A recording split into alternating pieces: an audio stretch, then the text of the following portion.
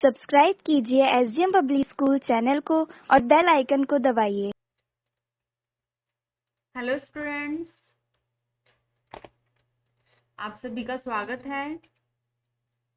आज हम कक्षा 2 का पाठ 10 पढ़ेंगे, जिसका नाम है दयालु बने। दयालु बने। तो चलिए स्टार्ट करते हैं। आप सबको भी मेरे साथ पढ़ना है। चलिए स्टार्ट करते हैं हम। पुराने समय में दास प्रथा प्रचलन में थी। धनवान और शक्तिशाली गरीब व्यक्तियों को दास के रूप में खरीदते और उनसे काफी कठोर परिश्रम करवाते थे। तो बच्चों, जो पुराना समय था वहां पे कौन सी प्रथा थी? दास प्रथा थी। वहां पे क्या करते थे? जो धनवान मतलब जो अमीर लोग थे, वो क्या करते थे? गरीब लोगों को अपना दास बना लेते थे, उनको खरीद लेते थे, उनको अपना दास बना लेते थे और उनसे बहुत मेहनत करवाते थे। उन दासों के साथ बहुत निर्दयता के साथ व्यवहार किया जाता और कभी कभी निर्दयता उनको मृत्यु तक ले जाती। तो बेटा, वो जो गरीब लोगों को अपना दास बनाते थे, उनके साथ बहुत ही बुरा व्यवहार करते थे और कभी कभी तो इतना बुरा व्यवहार करते थे कि वो लोग मर भी जाते थे।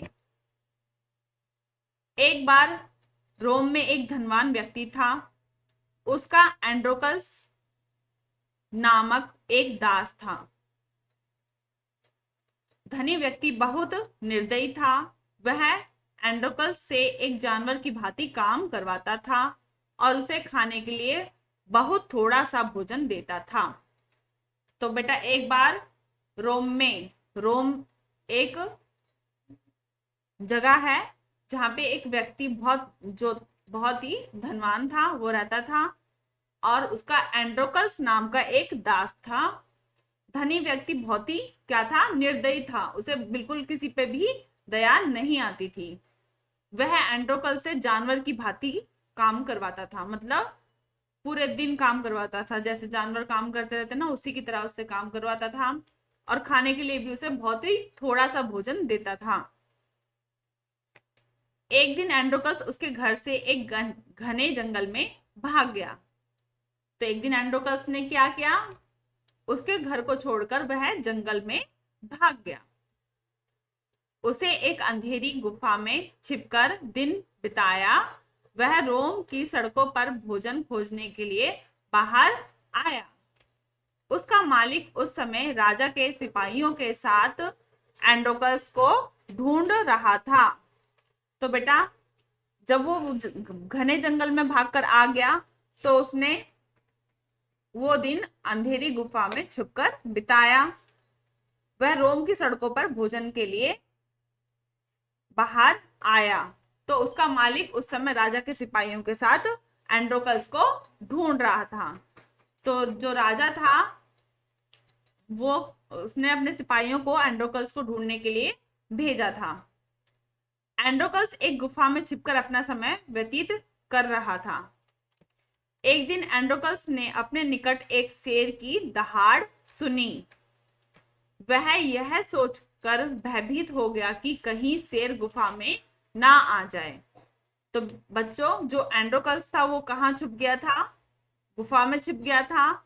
और एक दिन उसने किसकी दहाड़ सुनी? शेर की दहाड़ सुनी और वो ये सोच के डर गया कि शेर उसकी गुफा में ना आ जाए। अचानक शेर अंदर आ गया, लेकिन चलते समय उसको काफी दर्द हो रहा था। अब शेर उसकी गुफा में तो आ गया, लेकिन उसको बहुत ही दर्द हो रहा था।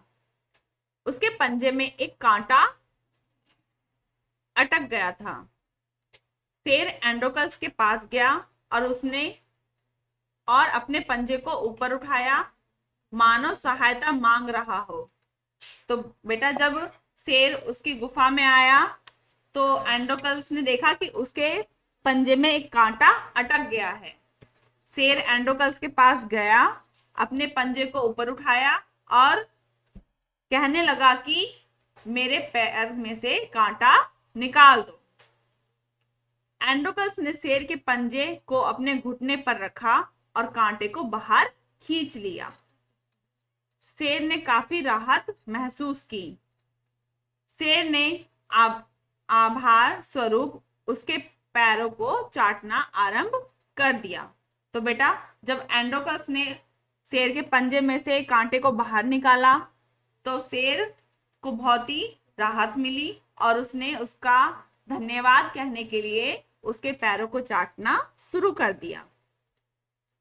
कुछ दिनों बाद राजा के सिपाहियों ने एंड्रोकस को पकड़ लिया। उसे मृत्यु दंड की सजा दी गई। उसे इसके लिए एक भूखे शेर के सामने फेंका जाना था। तो कुछ दिन बाद जैसे जैसे समय व्यतीत होने लगा तो जो राजा के सिपाही एंड्रोकस को ढूंढने निकले थे उन्होंने एंड्रोकस को पकड़ लिया और राजा ने उसको मृत्यु दंड की सजा दे दी। और मृत्यु दंड उसको कैसे मिलना था? उसको एक भूखे शेर के सामने फेंका जाना था। अब जब शेर के सामने कोई जाएगा तो शेर तो उसको वैसे ही नहीं छोड़ेगा, वो तो उसको खा जाएगा। ठीक है, तो देखते हैं आगे क्या होता है। सजा के लिए एक दिन निश्चित किया गया। हजारों लोग इस क्रूर दृश्य को देखने के लिए आए थे। एंड्रोकस को एक बाड़े के अंदर धकेल दिया गया और उसके ऊपर एक शेर खुला छोड़ दिया गया। तो जब एंड्रोकस को मृत्युदंड की सजा देनी थी तो उसके लिए एक दिन निश्चित किया गया कि इस दिन एंड्रोकस को मृत्युदंड दिया जाएगा। उस दृश्य को देखने के लिए बहुत हजारों की संख्या में लोग आए थे। क्यों? क्योंकि जो शेर था वो एंड्रोकस को खाने वाला था। ये दृश्य देखने के लिए बहुत सारे हजारों की संख्या में लोग आए थे। और जब एंड्रोकस को बाड़े के अंदर डाल दिया गया तो उसके पास एक शेर को छोड़ दिया गया। तब शेर एंड्रोकस पर हमला करने से पहले जोर से दहाड़ा। अचानक उसने अपने प्रिय मित्र को पहचान लिया और उसके पैरों को चाटने लगा। तो जब एंड्रोकस के सामने शेर आया तो शेर क्या करने लगा? एक बार जोर से दहाड़ा और उसके पैरों को चाटने लगा। क्यों चाटने लगा? क्योंकि ये वही शेर था जिसका एंड्रोकस ने क्या निकाला था? कांटा निकाला था। यह वही शेर था जिसकी एंड्रोकस ने गुफा में सहायता की थी। दर्शक और राजा इस दृश्य को देखकर चकित थे। सब इस दृश्य को देखकर हैरान रह गए कि ये कैसे हो गया कि शेर एक इंसान के पैरों को चाट रहा है, उसको खा नहीं रहा। जब पूछा गया तो एंड्रोकस ने सारी कहानी राजा को सुनाई। राजा को एंड्रोकस पर दया आ गई और उसने एंड्रोकस और शेर दोनों को मुक्त कर दिया।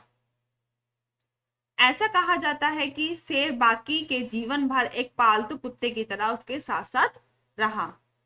तो अंत में राजा ने क्या किया? राजा को एंड्रोकस पर दया आ गई और उसने शेर और एंड्रोकस दोनों को मुक्त कर दिया।